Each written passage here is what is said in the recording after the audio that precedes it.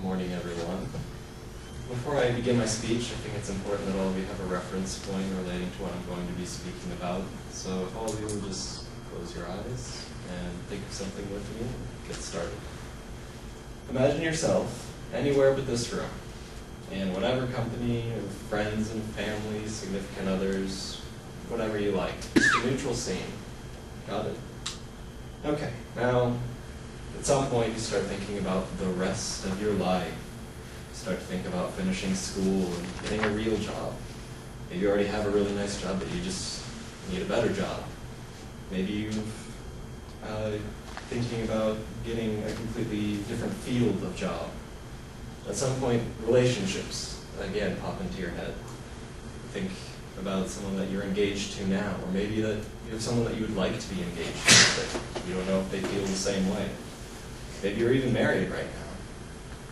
And then you're thinking about the relationship that you have with your current spouse. Your snapback to reality as a figure of law descends and tells you that you cannot get married. You can't. It isn't legal.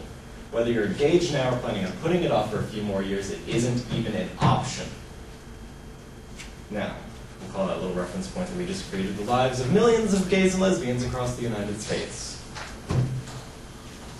If you haven't guessed what I'm talking about already, I'm speaking about gay marriage. Over the course of my speech, I plan on explaining and then refuting common arguments surrounding sexual orientation and gay marriage. Parts of this speech may come across as vulgar or insulting or offensive.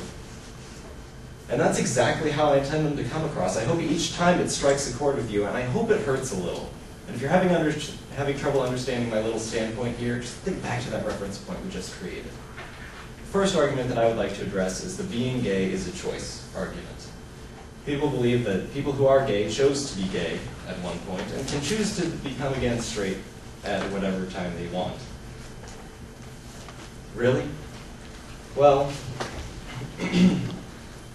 I have a question for those who believe that. A couple, actually. One, what is the benefit? Two, why would anyone choose to be discriminated against? Choose to be something that society, by and large, still considers unnatural.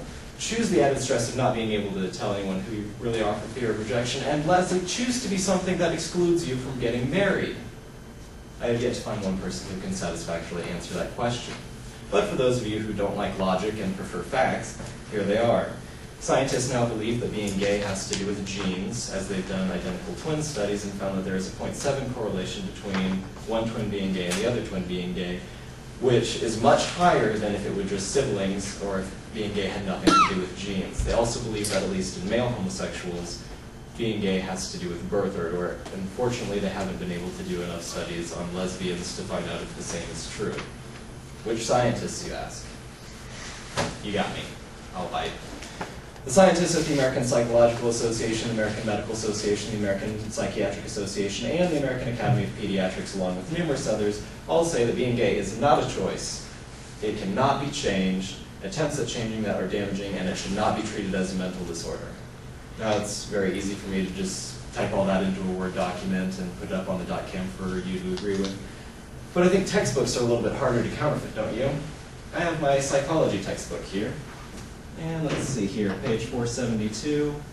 And where is it? Sexual orientation is not an indicator of mental health. Homosexuality in and of itself is not associated with mental disorders or emotional or social problems, declares the American Psychological Association, 2007. This book was published in 2008, so this is recent stuff. So now that we've established that being gay is not a choice and that it is natural, what's to stop homosexuals from getting married? Well, there are the people that think that homosexual marriage somehow violates the sanctity of their individual marriage. Really? I seem to recall in 2004, Britney Spears got married twice in 9 months and divorced one of her spouses less than 24 hours after she married. But that doesn't violate the sanctity of your marriage? Actually, how does either crazy celebrity marriages or same-sex marriages affect your individual marriage at all? They don't. Celebrity marriages are actually more likely to affect you because they appear on the covers of tabloid magazines and the checkout lines where you buy your groceries. And I have a clip here that I'd like to show you from a comedian that I think illustrates this point pretty well. I never understood anger towards gay people because it doesn't affect it's actually the one thing that people can do, sex, that doesn't affect you at all. Nobody's being gay at you. Understand? Now, and then of course there's the people that use the Bible as a reason why gays should not be allowed to marry. There are a couple things that just kill me when I hear people use the Bible as a reason why gays should not be allowed to marry. So let's just go straight to the horse's mouth on this one. I have here some photocopies of the King James Bible from King James Bible Online. And the verse in question here is Leviticus chapter 20, verse 13. Let's see here. So I need to change that back. Alright, if a man lie with mankind as he lieth with woman, both of them have committed an abomination. They shall surely be put to death, their blood upon them. I'll give you all a moment to soak that in here. Okay? Does anyone see anything in there that specifically says that gays should be denied the right to marry? Because I don't. And you know there's more than one way to interpret this verse, just by the way. Let's put it in context here. Let's go back 3,000 years. The scribe who was taking down the word of God at this point could have been thinking, if two guys are screwing around while we have an infant mortality rate of 20% and an average lifespan of 40 years, yeah, they should be punished because they're wasting sperm and preventing the reproduction of the species. Or maybe he was thinking, if two guys are sleeping with each other, then an ignorant society isn't going to understand it, and the ignorant society will there put them to death because they don't like it. But without that scribe here, it's impossible to know, so wouldn't it just be better to err on the side of caution? And if that really is an abomination, I have a few more verses that I'd like to bring to your attention, one which you can see right here. Leviticus chapter 20, verse 10. And a man that committeth adultery with another man's wife, even he that committeth adultery with his neighbor's wife, the adulterer and the adulteress shall surely be put to death. What is the difference here? Trick question. The difference is, regardless of being caught and prosecuted by the law, adulterers can still get married. Let's continue right along here. Leviticus chapter 20, verse 27. A man also or a woman that hath a familiar spirit, or that is a wizard, shall surely be put to death. They shall stone them with stones, their blood shall be upon them. I think that we stopped stoning and burning witches in the 1700s. Could be wrong, probably right. And lastly, Leviticus chapter 11, verses 10 and 12. And all that have not fins nor scales in the seas and in the rivers, of all that move in the waters, and any sort of living thing which is in the waters, they shall be an abomination unto you. And 12, whatsoever hath no fins nor scales in the waters, that shall be an abomination unto you. So I hope no one has ever eaten any crabs, lobsters, oysters, shrimp, or anything like that, because that's along the same abomination lines as same-sex intercourse, adultery, and being a wizard. But actually, none of this here, none of this should even really matter. Why? Because we're in the United States.